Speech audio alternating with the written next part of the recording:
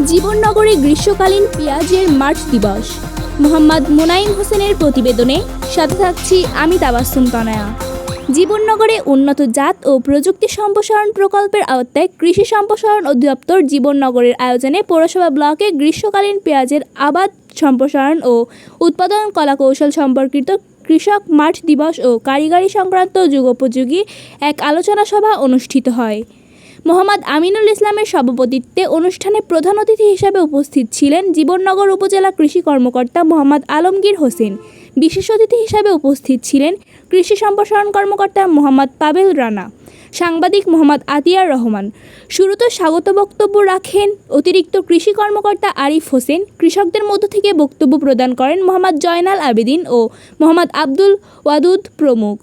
উক্ত অনুষ্ঠানটি সাবেক পরিচালনা করেন উপসহকারী কৃষি কর্মকর্তা মোহাম্মদ শিমুল পারভেজ। ভালো থাকবে।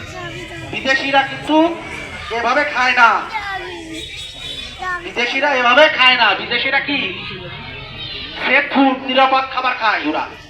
ওই জন্যই তো ওদের শরীর স্বাস্থ্য দেখেছে। ওই যে বলিউড যারা নায়ক 60 বছর হয়ে যাচ্ছে, 56 বছর হয়ে যাচ্ছে, তারপর সে এরা 6 প্যাক 7 প্যাক তৈরি হচ্ছে।